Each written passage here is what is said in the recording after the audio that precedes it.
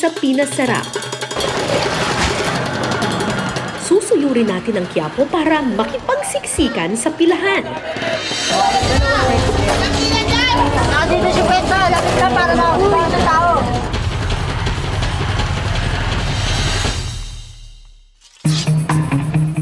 At kasama ang kapuso nating si Shaira, mga ngapit bahay din tayo sa Mandaluyong. Where are you? Ingat po matarik. Kaiju pala ito. Para manungkit sa puno. 1, 2, 3. Ay, bakit ay? Magpakuho ko. Dadayuhin din natin sa Rizal ang puno na ang bunga sinasako. Bakit nakabalot siya? Para po ma'am, hindi siya kagatin ng mga insekto. Pagka kinagat po kasi nakubulok po. Lahat ng yan para lang handugan kayo ng summer fruits na pwedeng-pwedeng ihain mula sa agahan, tanghalian, merienda, hanggang hapunan. Alin kaya sa mga summer fruit recipe na ito ang mahahatulan ngayong gabi bilang Pinasarap approved? Ang sarap. Penge pa. Good job, nice one, nice one. Tara guys, inom tayo. At disapproved. Sa ilang taon ng Pinasarap, talagang iba at ibang uri ng adobo na ang natikman ko. Pero ngayon na ako makakatikim ng nilagyan ng mangga yung adobo. At, parang hindi siya adobo. Sana mas marami pa. Ngayong summer, marami sa atin ang pinagpapawisan sa init at gustong malamigan. Pero ang mga kapuso natin sa Quiapo, game na game makipagsiksikan, pumila ng pagkahaba-haba at mainitan para lang matikman ang sikat na sikat online na dragon fruit juice.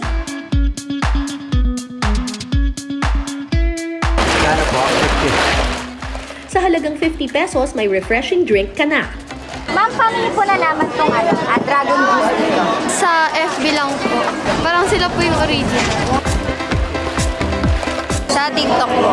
Sa TikTok po. Tapos first time niyo po ba order? First time po. Masarap po siya. Malasa po yung dragon fruit. Yung iba, yung parang small time na lang. Ito yung talagang maramihan. Maraming laman siya, worth it yung 50 pesos. Kwento sa amin ni Patty na nakaimbento ng patok na dragon fruit juice, bunga raw ng problema ang tagumpay ng kanyang paninda. Nagsimula yan noong March 22, 2022. Kasi sa dami ng prutas namin na dragon, hindi ko alam kung paano ibebenta. Ginawa ko siyang juice.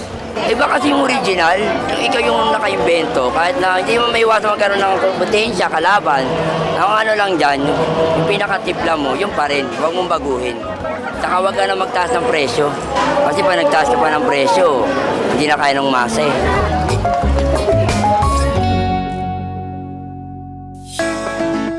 Mula buwan ng Mayo hanggang Oktubre, hitik ang bunga ng dragon fruit.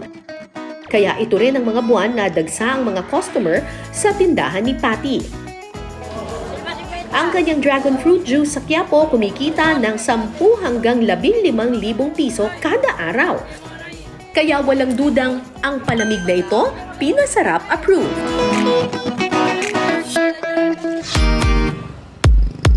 But wait mga kapuso! Kung ayaw ninyong makipagsiksikan sa Quiapo, may kapuso actress at unang hirit host na makakasama tayo para gumawa ng level up na dragon fruit halo-halo. Ay! Hi, Ma'am Karen! Ako po si Shaira at ako ang inyong magiging assistant today sa paghahanap ng mga summer fruits na ating ihahandog sa ating mga kapuso. Excited na ako! Let's go! Tara, samahan niyo ako! Pipilian ko po kayo ng masasarap na prutas, Ma'am! Thank you, Shaira. Pero bago natin tikman ang dragon fruit halo-halo na pwedeng-pwede rin gawin sa ating mga bahay, dito muna sa Rizal, adobo sa mangga at dalandan chicken ang perfect na pananghalian na aking titikman. Siyempre, mamimitas muna tayo ng mangga. Pwede na ba to? Pwede na po. Uy, pwede na to. po. May may mga dilaw-dilaw na ako. Gusto ko yung Indian mango na medyo may dilaw-dilaw na ng konti. Pero hindi naman yung sobrang ripe na. Ay, wala tayong kuha tayo. Gaganituhin lang, di ba? Opo. Okay. Sa Sa ating adobo sa mangga, Indian mango ang isa sa bida. Kasama si Chef Chris, ituturo niya sa atin kung paano nga ba lutuin ang nakaiintrigang adobo sa mangga.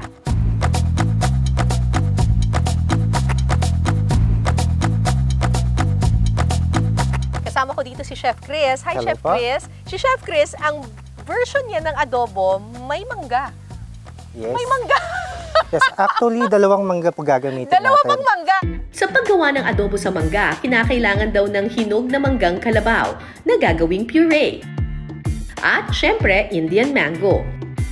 Medyo naiintindihan ko yung manggang hilaw kasi medyo may asim yung adobo, meron siyang acid palagi, di ba? So medyo naiintindihan ko yung manggang hilaw, pero yung manggang hinog ang hindi ko masyadong makuha talaga. Well, yes, kaya dalawa kasi from the Indian mango, dun manggagaling yung konting asim niya. Oo. Then para i-balance out niya yung sourness ng Indian mango, I May decided na... tamis ng konti. Yes.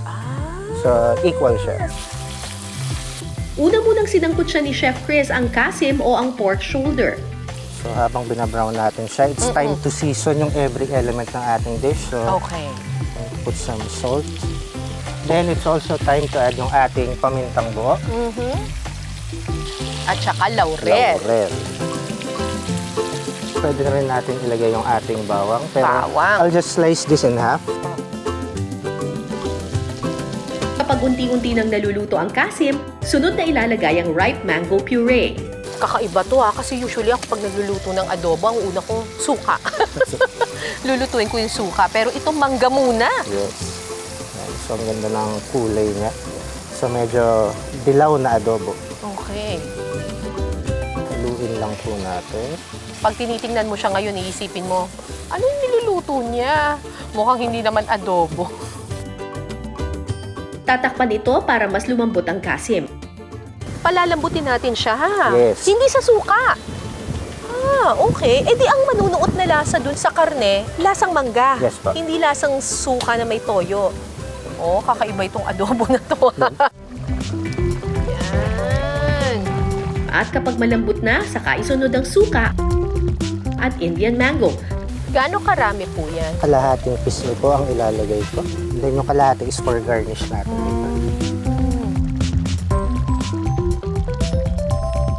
Parang hindi siya mukhang adobo, ano?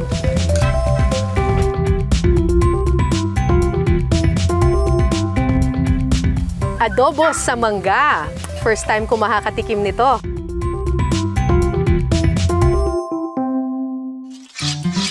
All year round ang supply ng manggang kalabaw. Pero ang mga Indian mango mas hitik kapag summer. Bukod sa nakaiintrigang adobo sa mangga, tinuruan din tayo ni Chef Chris ng sweet and sour chicken recipe na summer fruit din ang pangunahing sangkap, dalandan.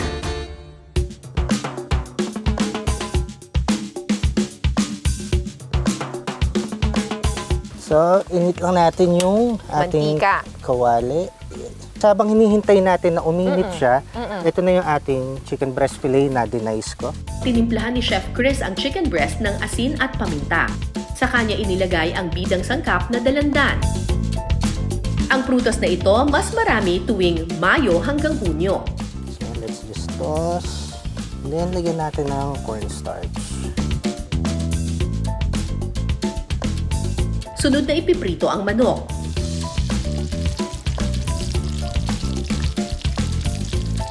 Tapos, saka palang iluluto ang mismong sarsa. Mabusisi pala ang recipe na ito. So, same pan.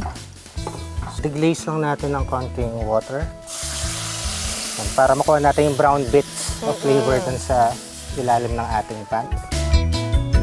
Sa paggawa ng sarsa, pipigain lang natin ang dalandan, saka isusunod ang bawang, toyo, suka, at asukal.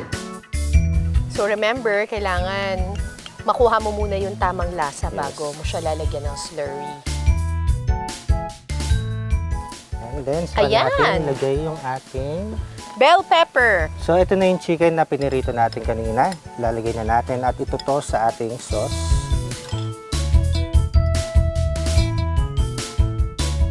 Yan. Wow! Yay! Dalandan chicken. Tikman na natin.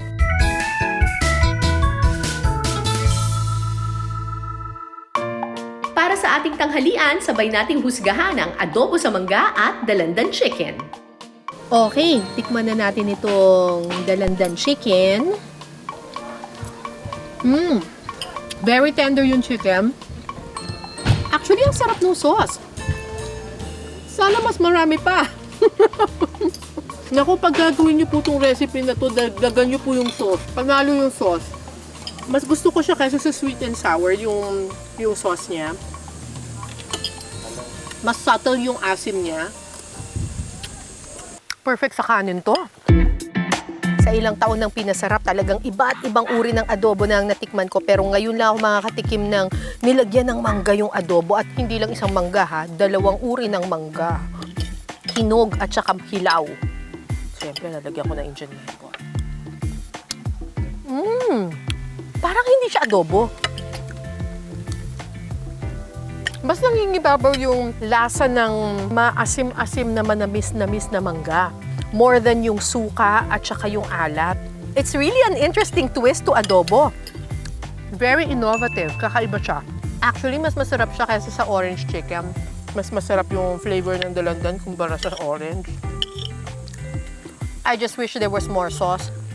Kasi talagang yung nagbibigay talaga ng flavor dito ay yung manamis-namis na maasim-asim na dalandan flavor.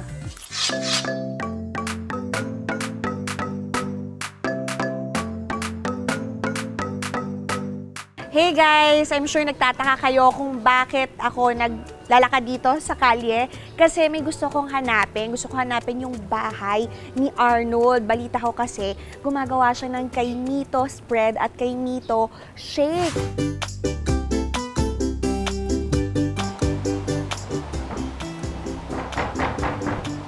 Tao po! Hi, hello. Ikaw ba si Arnold? Opo. Hello! Hello. Hi, Arnold! Opo. Kasi nabalitaan ko na gumagawa ka daw ng kainito spread at saka kainito shake. Opo. Curious ako, pwede bang makita or malaman kung paano ginagawa yun? At saan mo kinukuha yung mga kainito mo? Nagsimula kasi yun nung pandemic. Okay. Tapos yung kay Mito, kinukuha ko lang siya dito lang sa may rooftop namin. Sa gilid lang na... Opo, sa may Bakit gilid sa lang. rooftop? Di ba dapat nasa ground lang yung mga... Kasi po, kumbaga parang abot na abot mo talaga. Kaunting trivia mga kapuso, ang puno ng kaimito tumataas hanggang 100 talampakan o katumbas ng 10 palapag na gusali. Mas marami raw bunga ang punong ito tuwing Enero hanggang Marso. Ang kaimito sa rooftop ni Arnold, kwento pa lang parang nakakapagod ng akyatin. Kaya Shaira, bago pa tayo pagpawisan sa akyatan, mag-break muna tayo. Turuan niyo muna kami ni Arnold ng easy as 1, 2, 3 dragon fruit halo-halo. So, syempre, kunin muna natin yung yung kanyang laman. Gawin din natin yung katulad sa may mangga. Sa mangga I-crisp, din. oo. Cut lang natin siya ng diagonal. Ang mismong pinagkuhaan ng laman ng dragon fruit, magsisilbing cup o lalagyanan ng halo-halo. Tapos after ng mangga, lagay lang natin yung keso. Keso, ayun. Oo, yan. Ayun. Ibalik na natin yung dragon. Dragon fruit. Oo. Di ba nang dali lang? Oo nga, no? Kayang-kaya gawin ng ating mga kapuso sa kanilang bahay, di ba? Correct. Tapos lalagyan natin siya ng, syempre, gatas. Ayun lang na. Tapos syempre yung favorite ng lahat, di ba? Ice cream! Ice cream.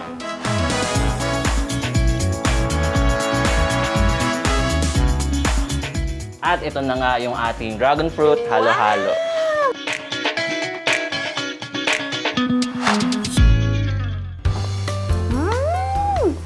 Ang perfect nyo to ngayong season.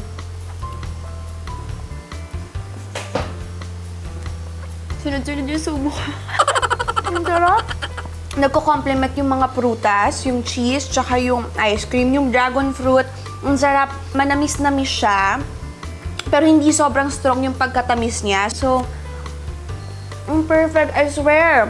Ito kung napapansin, tuloy-tuloy yung kain ko. Sa paggawa ng dragon fruit halo-halo, pwede rin namang isang cup ang dragon fruit na puti ang laman. Kaya tip namin mga kapuso, para malaman kung puti o pula ang laman ng dragon fruit, tingnang maigi ang balat. Kung medyo malalaki ang balat ng dragon fruit na may makikitang kulay berde pa, puti ang laman nito. Pero kung ang balat ng dragon fruit ay medyo mas maliit, kulubot at wala ka halos makikitang berdeng kulay sa balat, siguradong kulay pula ang laman nito. Ang hatol sa dragon fruit halo-halo, syempre, pinasarap approved.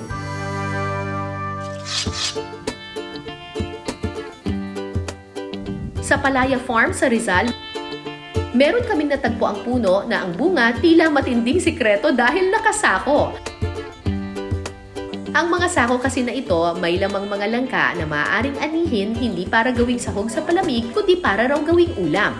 Summer na naman, panahon ng tag-init at panahon kung kailan maraming summer fruits dito sa Pilipinas. Kasama na dyan ang mangga, kaimito, at saka yung langka. Hi Kuya Erwin! Ano po? Si Kuya Erwin ang tutulong sa atin sa pangunguha ng langka ngayong araw na ito. So, meron na kayong mga bunga ng langka?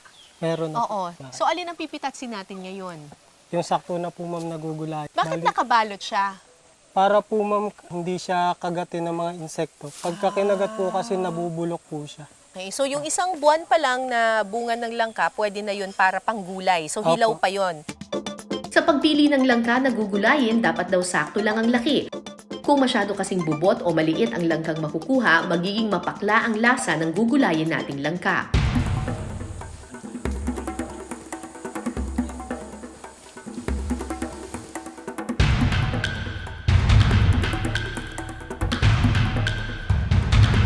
So, ito yung sakto lang na pwedeng gulayin.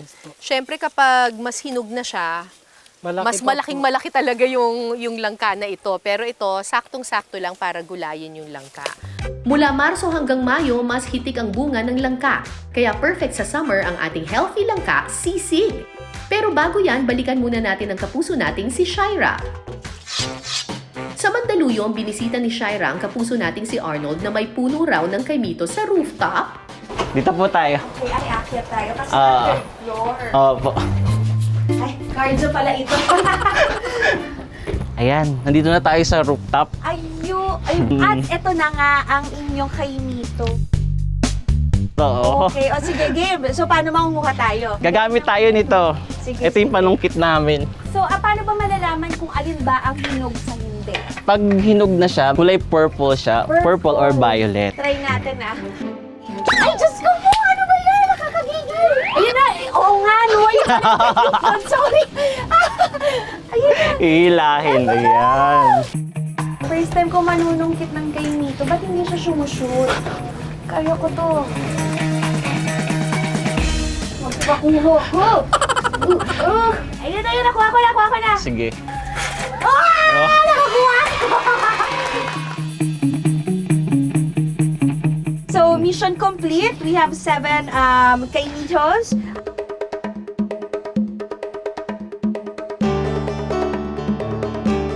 Sa paggawa ng kaimito keso shake, sina Shaira at Arnold hiniwa muna sa gitna ang mga sinungkit na kaimito. Ayan yung itsura niya. Oh! Kasi tinawag na yung star apple. Ayun, ganito pala yung itsura niya. Mukha nga siyang star, no? Tapos parang siyang yung sa santol, yung gitna niya. Yung buto.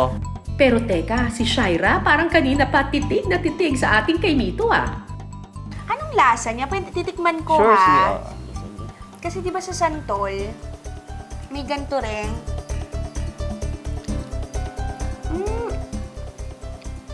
Masarap siya. Matamis, di ba? Matamis siya. Parang may kalasa siyang prutas. May konting tamis. Pero may konting tabang din. Di ba? Parang medyo matabang na matamis. Pero masarap. First time ko makatikim ng kaimito. Okay, ayan na. So, Natanggalan yan. natin yung buto. Yeah, tapos lagay na natin siya rito, yung laman. Pagkatapos makuha ang laman ng kaimito, sunod na ilalagay ang gatas, asukal, keso, at yelo.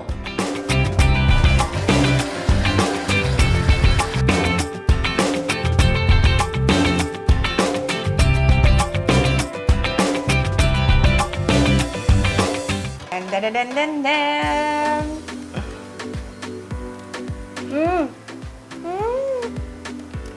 Ang sarap! Oh my gosh!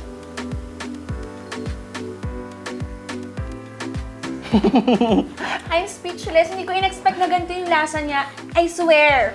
Grabe guys, nasulit yung panunungkit namin. Di ba? Sobra kami napagod doon, pero tingnan mo naman, napaka-rewarding nung lasa Correct. nitong ginawa mong shake na to. Wow! Ang sarap! Good job! Good job! Nice one! Nice one! Ang galing. Tara guys, inom tayo!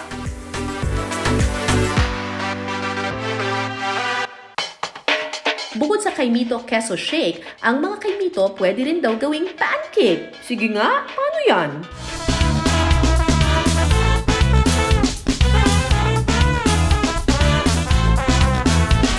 Bali, kuha muna tayo ng premix na pancake. Ayan. Tapos gawa lang tayo ng well sa gitna. Okay. Ayan.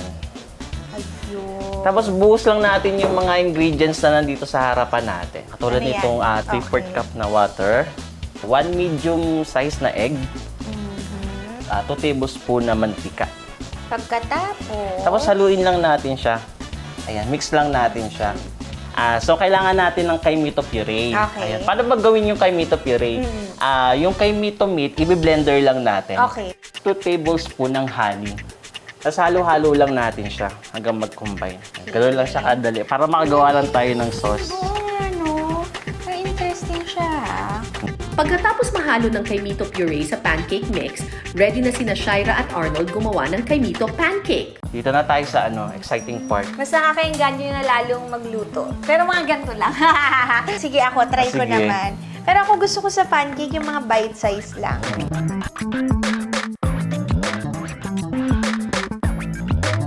Ayan na, nagbabubbles na siya. So, ibig sabihin, naluluto na yung ilalim.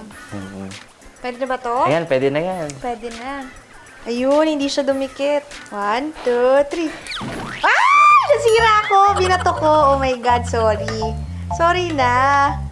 Ito, pwede na. Wait lang. 1, 2, 3. Oh!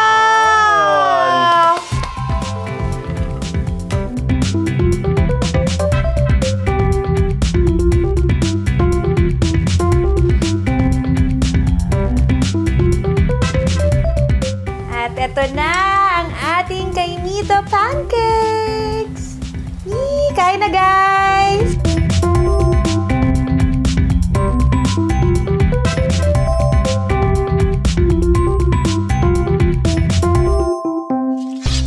Ayan na. Ang bango!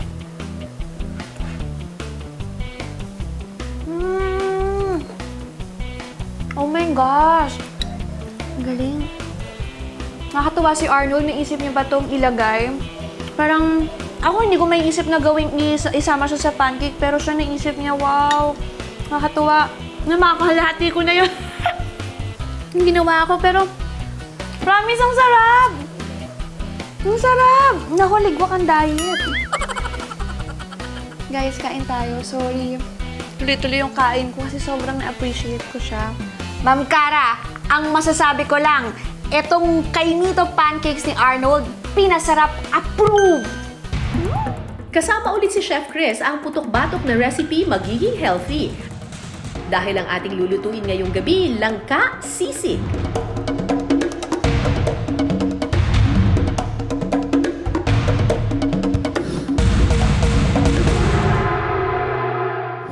Actually, yung langka, sikat na sikat siya sa mga vegetarian, yung mga vegetarian ng kanilang diet o kaya mga vegan kasi maraming gumagamit ng langka as an alternative for meat. Tip ni Chef Chris para mawala ang dagta, kinakailangan pakuluan ng langka sa asin at suka. Pagkatapos mapakuluan ng langka, pwede nang simulan ng paggisa. Next natin yung ating siling sigang. Now, at this stage, pwede nyo na rin ilagay agad yung siling labuyo kung gusto nyo maanghang. Pero kung gusto nyo medyo mild, mamaya natin Mamaya na lang. So, gusto nyo pong mild. Oo. Then, pwede natin lagay yung ating pinakuluan na langka. Ilalagay na kaagad yan. Yes. Gano'ng karaming langka po yan, Chef? Kalahati siya ng bunga, pero yung bunga na nakuha po kanina is mga ganyan. Oo, So, half oo. lang natin. Yung kalahati lang. Tapos, chinop-chop ng maliliit. Yung ano niya, buto niya, tinanggal na. Yes po. Kasi yung buto pwede naman pong pakuluan tapos papakin ng hiwalay. Yan. So since medyo luto na yung ating langka at napakuluan na natin siya kanina, pwede na agad natin siyang timplahan ng asin, pamintang durog, liquid seasoning. So saluin muna.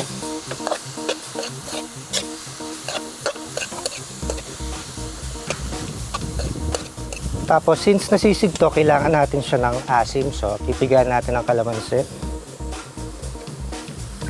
At maglalagay rin tayo ng konting mayonnaise. Okay. Yung sisig ng mga Kapampangan, maraming sibuyas siya. So, pwede natin ilagay yung ating siling labuyo.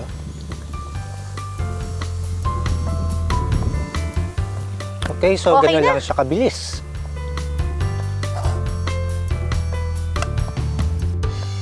Sisig, but make it healthy. Sisig lang ka, tikman na natin.